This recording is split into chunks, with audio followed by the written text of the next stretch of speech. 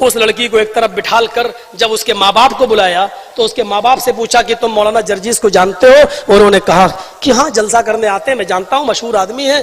कहा नहीं नहीं, तुम्हारे घर कभी आए? कहा नहीं, हमारे घर तो नहीं आए। कहा तुम्हारी लड़की बोल रही है कि मेरे घर पे आए और 2 बजे दिन में 19/11/2015 को मेरे साथ गलत काम किया। तो मेरा मामला भी एक बढ़ा और मैं नहीं चाहता था कि मैं कुछ बात अपने मामले को लेकर बोलूं, लेकिन मुझसे हमारे पीछे बैठे हुए एक साहब कहने लगे, नहीं मौलवी साहब, यहाँ बड़ी गलतफहमियां हैं।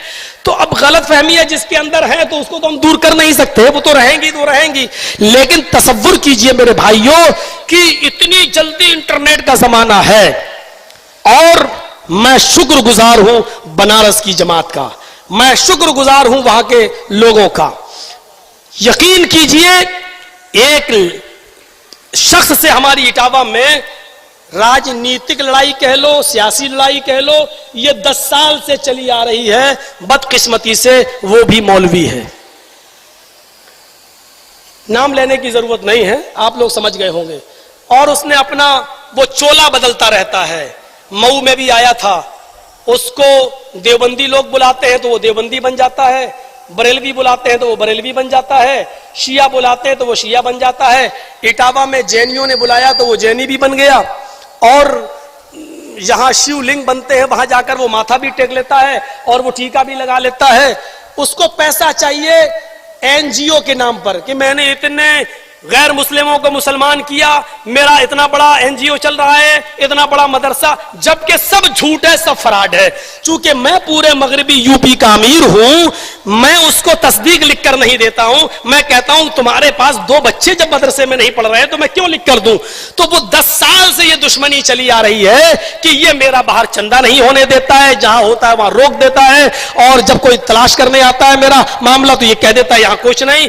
तो बहुत से मामलात में उसने हमें फंसाना चाहा, लेकिन जब कोई दाल नहीं गली तो उसने बनारस की एक लड़की को जो दिमाग से पागल है, 6 साल से उसका दिमाग का इलाज चल रहा है, वो फजर की नमाज पढ़कर, फजर की नमाज के टाइम अजान के बाद वो निकलती है और इटावा का वो मौलवी 4 लोगों के साथ 4 4 व्हीलर यानी 4 पहिए वाली गाड़ी लेकर गोल गड्ढा पे खड़ा हो जाता है और उस लड़की को फोन करके बुलाता है। वो लड़की सुबह फजर की नमाज के टाइम पर गोल गड्ढा पहुंचती है, जलालीपुरे की रहने वाली है, और उस लड़की को टाटा सोमो में अपनी 4 व्हीलर गाड़ी पर बिठाल कर इटावा लाता है। और 4 दिन उन 4 लोगों ने उसको अपने पास रखा, करहल, मैनपुरी और इटावा, उसको बहुत सी जगह घुमाया और उसको पढ़ाया, लिखाया, समझाया, उसके दिमाग में एक बात भर दी और वो उसको यहां भेज दिया ट्रेन पे बिठाकर। और इटावा की पुलिस उसको लेकर आई। इटावा की पुलिस की दिमाग से पागल है, इसको इसके घर तक पहुंचे तो उसको थाने में लेके आई। जब जैतपुरा थाने में लेके आई तो वो 4 दिन में बहुत कुछ सीख चुकी थी और 4 दिन में सीखने के बाद उसने जैतपुरा थाने में हमारे खिलाफ FIR दर्ज की कि मौलाना जर्जीस मेरे घर आए 19/11/2015 को और उन्होंने मेरा जबरदस्ती मुंह पकड़ा दिन में 2 बजे और मेरे साथ गलत काम किया। लेकिन अल्लाह जजाए खैर दे उसके माँ बाप को। उस लड़की को एक तरफ बिठाल कर जब उसके माँ बाप को बुलाया तो उसके माँ बाप से पूछा कि तुम मौलाना जर्जीस को जानते हो? और उन्होंने कहा कि हाँ, जलसा करने आते हैं, मैं जानता हूँ, मशहूर आदमी है। कहा नहीं नहीं, तुम्हारे घर कभी आए? कहा नहीं, हमारे घर तो नहीं आए। कहा तुम्हारी लड़की बोल रही है कि मेरे घर पे आए और 2 बजे दिन में 19/11/2015 को मेरे साथ गलत काम किया। तो कहने लगे साहब वो तो दिमाग से पागल है, वो तो कई दिन घर से भाग जाती है और कई मर्तबा भागी है। अभी भी देखिए 4-6 दिन से गायब थी और मैंने इसलिए FIR नहीं की कि वो तो उसकी आदत है चली जाने की। हम मौलाना जर्जीस को बिल्कुल बेकसूर मानते हैं, वो हमारे घर कभी नहीं आए। ये बाकायदा चार्जशीट पर पुलिस ने लिखा है। लेकिन लड़की के दिमाग में भर दिया या पैसा दे दिया उसको इतना। अब वो लड़की का जब 164 का बयान हुआ, कलम बंद बयान जिसको बोलते हैं, उसमें उस लड़की ने 15 दिन के बाद दूसरा बयान दिया। उसने कहा मजिस्ट्रेट के सामने कि मौलाना जर्जीस कभी मेरे घर नहीं आए, मुझे बनारस में जब जलसा करने आते थे तो मुझे होटलों में बुलाते थे और होटल में मेरे साथ गलत काम करते थे और मैं 2 साल से मेरे साथ जबरदस्ती कर रहे हैं। तो जज ने पूछा भी उससे, मैडम जबरदस्ती एक बार होती है, बार बार तो नहीं होती, 2 साल से जबरदस्ती हो रही तुम्हारे साथ? तो कहा नहीं, वो कह रहे हैं हम शादी कर लेंगे और अब शादी नहीं कर रहे हैं। तो बस इस बयान को लिखकर उसने जैतपुरा थाने को अलर्ट कर दिया कि आप जो है तफ्तीश करिए कौन सी होटल थी कौन सी। अब लड़की से पूछा जा रहा है कि कौन सी होटल थी, किस होटल में तुम गई हो, 2 साल से तुम होटल जा रही हो। तो लड़की का बयान है जो चार्जशीट पर लिखा हुआ है कि मैं होटल जानती नहीं हूं, पहचानती नहीं हूं, और अगर मुझे होटल तक ले जाया गया तो मैं होटल पहुंच भी नहीं पाऊंगी। अरे 2 साल से तुम जा रही हो तो होटल नहीं, कहा नहीं मैं नहीं जानती होटल कौन सी थी, मैं भूल गई। फिर उस लड़की का मेडिकल कराया गया तो मेडिकल में साफ तौर पर आया no live and dead sperm scene, जो हमारी चार्जशीट पर लिखा हुआ है, और आगे भी लिखा है नो इंटरनल एंड एक्सटर्नल। ना उस लड़की के अंदर कुछ हुआ ना बाहर, यानी वो शादी से पहले जैसी थी वैसी ही है, उस लड़की के साथ कुछ नहीं हुआ। लेकिन मैं अरेस्ट स्टे ले चुका था इन तमाम आधार पर, लेकिन मुझसे मेरा वकील बोला इतना जबरदस्त ग्राउंड, लड़की एफआईआर में कुछ बोल रही है और 164 में ये बोल रही है, होटल का पता नहीं, मेडिकल में। अरे तुम्हें तो खड़े खड़े बेल मिल जाएगी, आ जाओ तुम, कौन है, अरे कैसे तुम चले जाओगे जेल के अंदर। और मैं उस वकील की बातों में आ गया, हालांकि मुझे ना कोई पकड़ रहा था ना कोई गिरफ्तार कर रहा था। मैंने सोचा इस केस को खत्म करें, मुकदमा लड़ें और बाइज्जत बरी हो। लेकिन मुझे क्या मालूम था कि ये सारे काम तो ट्रायल में काम आएंगे जब मुकदमा चलेगा। पहले तो लड़की का बयान ही सब कुछ है, पहले इधर आओ। और जैसे ही मैंने सरेंडर किया अपने आप को, वो मेरे खिलाफ इतने वकील खड़े हो गए, और पूरा विश्व हिंदू परिषद, बजरंग दल, ये सब आसाराम अंदर जा सकता है तो मौलवी क्यों नहीं जा सकता, ये वो हंगामा ना बड़ा, दुनिया भर की बातें शुरू हुई। और मैंने अपने पैरों पे खुद कुल्हाड़ी मार ली और सरेंडर होकर मैं अंदर हो गया। अब अंदर हुआ तो फिर हालात ऐसे बदल गए कि 2, 3, 5 दिन में जमानत हो जानी थी, लेकिन फिर इलेक्शन आ गए। इलेक्शन के बाद हाई कोर्ट जब गए तो हाई कोर्ट में भी दुश्मन ने हमारा एक वकील खड़ा कर दिया। उस वकील ने कहा अरे ये तो बाल ठाकरे के खिलाफ बोले, अडवाणी के खिलाफ बोले, इनके ऊपर तो बड़े मुकदमे चल रहे हैं।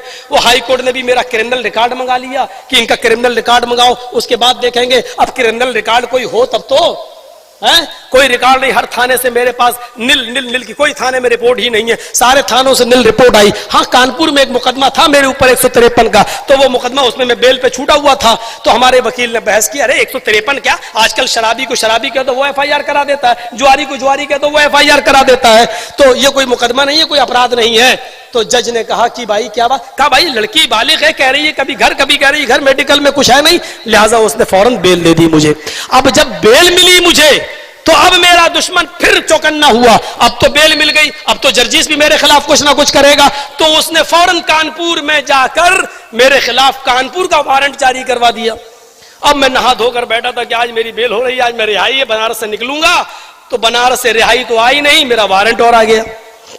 मैंने कहा भाई मेरी रिहाई क्या हुई, कब तुम्हें कानपुर जाना पड़ेगा, ट्रांसफर होगा। मैंने कहा क्या हुआ, कहा वहां भी कोई मुकदमा है। मैंने कहा जल्दी से उसने बताया, मैंने समझ गया पुराना मुकदमा है। मैंने कहा यार मैं तो बेल पे छूटा हुआ हूं। बोले अब यहां से आपको ट्रांसफर किया जाएगा। तो अब मुझे वहां ले जाया गया, बनारस की पुलिस हमको लेके वहां पहुंची, लेकिन वहां मैं बस खड़े खड़े मैं छूट गया। उसने कहा कि आप तारीख पे क्यों नहीं आए। मैंने कहा मैडम मैं जेल में था, मैं कैसे आता 4 महीने। तो आपके वकील को आप एप्लीकेशन लगाना चाहिए। मेरा वकील बोला मुझे भी नहीं मालूम था ये जेल में थे।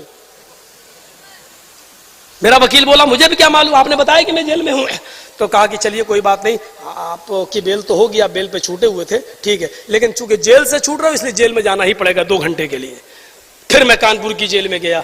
मेरे भाइयों, इस पूरी लड़ाई में ना लड़की के माँ बाप नहीं, सिर्फ उसी मौलवी का हाथ है जो बहरूपिया है, और वो आप लोगों तक भी चंदा वंदा करने आएगा। मैं पहले बता रहा हूं कि होशियार रहिएगा, मुझे भी अब आगे लड़ाई लड़ना है, कोई कंप्रोमाइज नहीं, कोई समझौता नहीं, मुकदमा लड़ूंगा। और इंशाअल्लाह मैं पहले भी कहा था और आज भी कह रहा हूं कि मैं इस मामले में, मैं शिया सुन्नी मामले में, अहले हदीस बरेलवी सुन्नी मामले में जेल में बहुत बार गया हूं और कभी डरा नहीं हूं, होता रहता है। लेकिन 376 केस में जाना बहुत बुरा होता है। और मैं अपनी जमात को भरोसा दिलाता हूं, अपनी जमात को खास तौर पर, इंशाअल्लाह मैं आपके सर को शर्म से झुकने नहीं दूंगा। कभी इस तरीके का मामला मेरे साथ इंशाअल्लाह नहीं देखोगे। ये इल्जामात वक्ती तौर पर हैं, कोर्ट में मुकदमा चलेगा, लड़की ना होटल साबित कर पाएगी, ना होटल में एंट्री साबित कर पाएगी, ना उसके घर में हमें कभी कोई बता सकता है कि मैं कभी गया हूं, और ना मेडिकल रिपोर्ट में कोई साबित कर सकता है कि मेरा काम किसी होटल में एंट्री नहीं, कभी उस लड़की की शक्ल तक नहीं देखी है। इंशाअल्लाह सच सच होता है और एक दिन ये सूरज की तरह चमकेगा। कुछ बदलियां आती हैं और सूरज को चमकने से रोक देती हैं, लेकिन सूरज फिर चमकता है, बदलियां फिर छटती हैं। वक्ती तौर पर कुछ परेशानियां हैं। बनारस की पूरी जमात ने मेरा साथ दिया।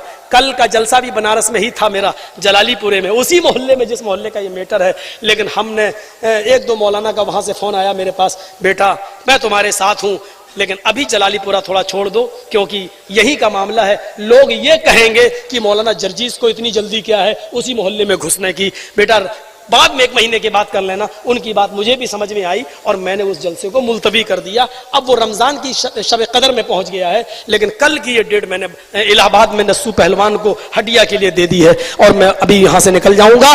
तो ये चंद बुनियादी बातें मैंने आपके सामने पेश की हैं। एक फितना, एक साजिश है और ये किसी के भी साथ हो सकता है। हजरत आयशा इस तोहमत से नहीं बच सकी, हजरत यूसुफ अलैहिस्सलाम इस तोहमत से नहीं बच सके। मेरे भाइयों, जब कोई आदमी जितने ऊंचाई पर जाता है उसके दुश्मन उसको उतनी ऊंचाई से गिराने वाले भी उतने पैदा होते हैं। डॉक्टर जाकिर नाइक जैसी शख्सियत पर बताइए, जब जब जब आतंकवाद का किस्सा हटाया और ये केस हटा और कोई भी सीडी उनकी साबित नहीं हो सकी कि दहशतगर्दी में मुलव्विस है, तो अब करप्शन का और घोटाले का इल्जाम लगा दिया और पैसों का मामला उनके सामने आ गया है। अब इंटरनेट पर छाया हुआ है कि सऊदी गवर्नमेंट ने उनको नेशनलिटी दे दी। अल्लाह करे कि यह खबर सच हो और अल्लाह उनकी हिफाजत फरमाए, अल्लाह उनकी हिफाजत करे और अल्लाह उनसे दीन का काम लेता रहे। मेरे प्यारे साथियों, मैं हिंदुस्तान में हूं, हिंदुस्तान में रहूंगा, मैं हिंदुस्तान को छोड़ के नहीं जाऊंगा। चाहे कितने बड़े बड़े मुकदमे मेरे ऊपर चले, कितने बड़े बड़े मुकदमे चले, मैं मुकदमों को चैलेंज करता हूं और फेस करना जानता हूं। और मुझे हमारे